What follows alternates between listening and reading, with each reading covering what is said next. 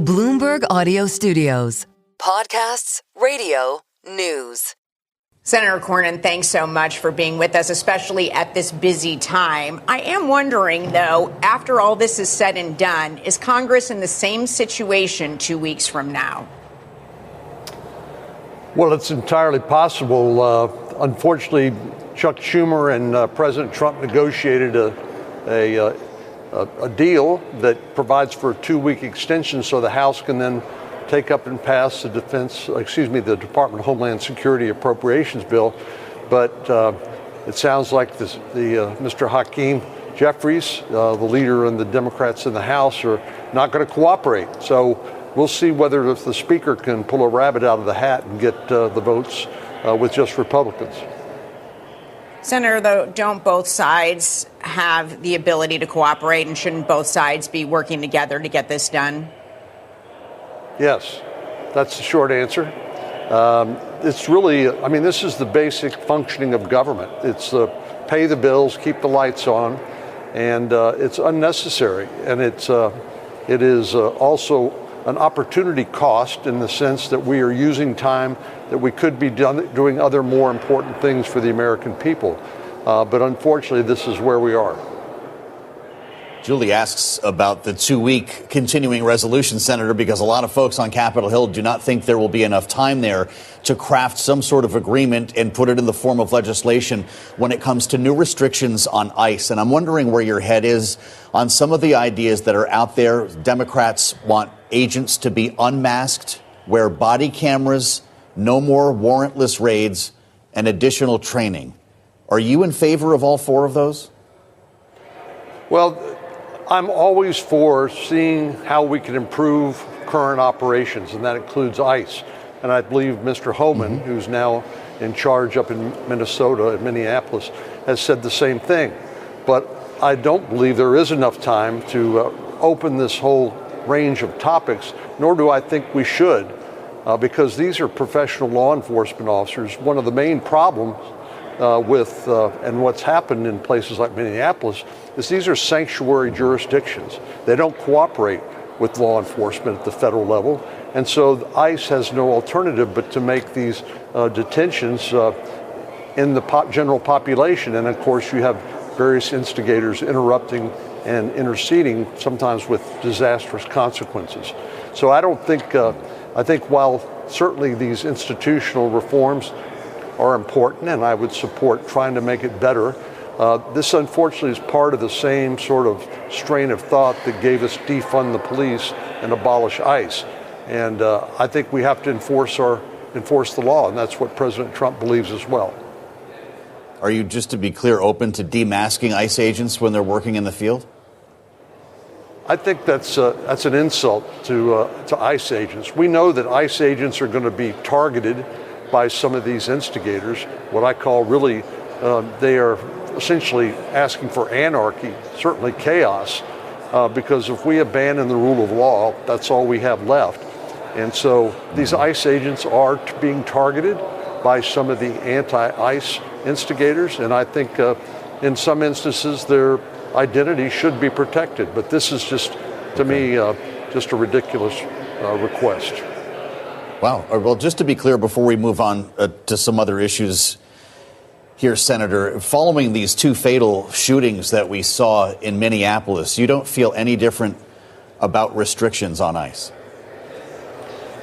Well, I think the main thing that needs to be done is that the Minneapolis and Minnesota needs to quit refusing to cooperate with federal law enforcement officers. You don't see this happening in Texas because when illegal aliens are apprehended for some state or local violation, they are routinely handed over to ICE at the jail and then subject to deportation. But when local law enforcement or state law enforcement in some of these sanctuary jurisdictions don't do it, ICE has no alternative but to try to go knock on a door and make an arrest when they believe they have an illegal alien evading apprehension.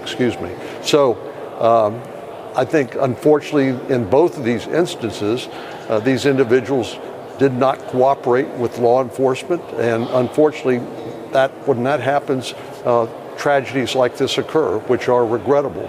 But I think the answer to it is for the sanctuary jurisdictions to cooperate with federal law enforcement so that federal immigration laws can be enforced, hopefully without these kind of tragedies occurring. Senator, one more quick question on this. So you don't think really any reforms are needed, or is there anything you would be open to changing about ICE?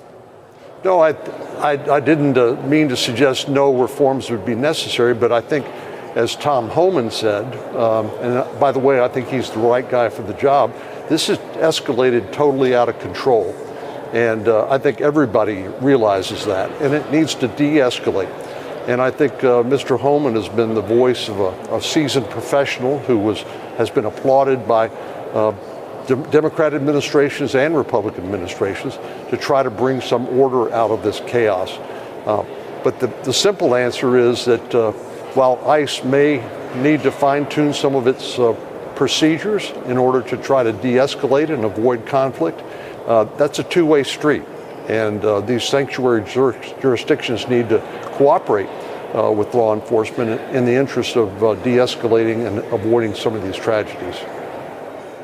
Senator, I do want to turn now to our home state of Texas and Texas Senate District 9, the Democrat, really a shocking upset in that race there. Does it concern you as you are up for re-election this year? It does concern me. As we know, these special elections are notoriously volatile, and I know a lot of people are trying to figure out exactly what happened here.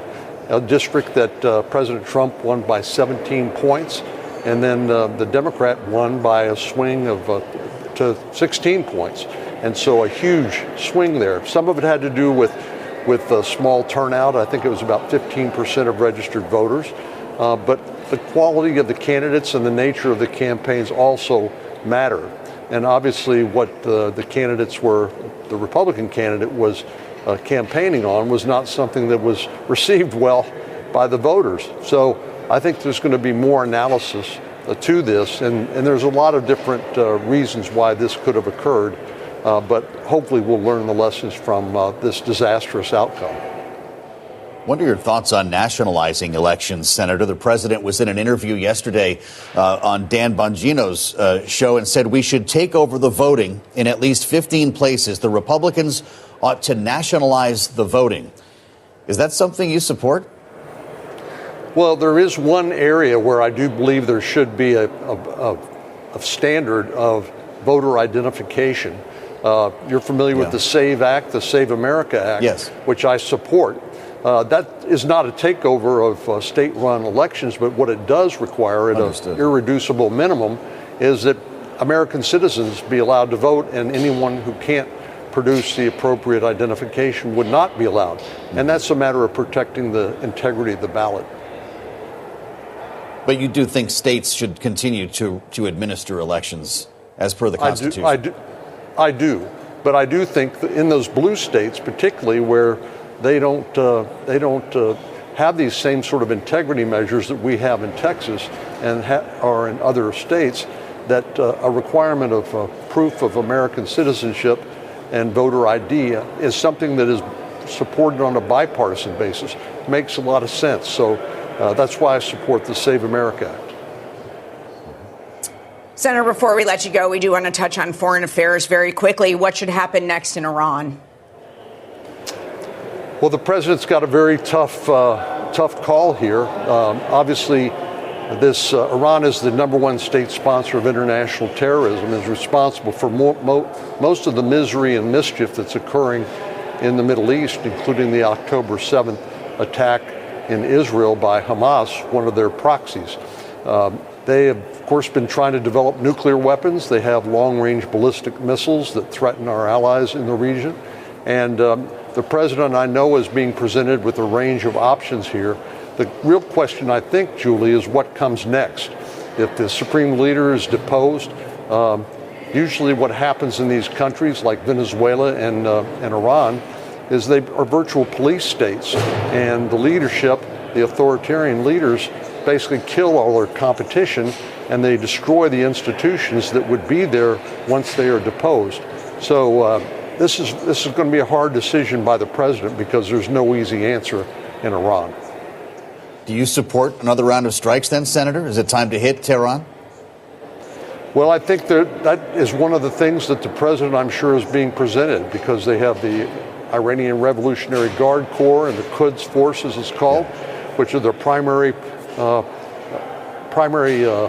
tools or instruments of international terrorism emanating from Tehran with its through its proxies. So that the president may decide that that's an appropriate target.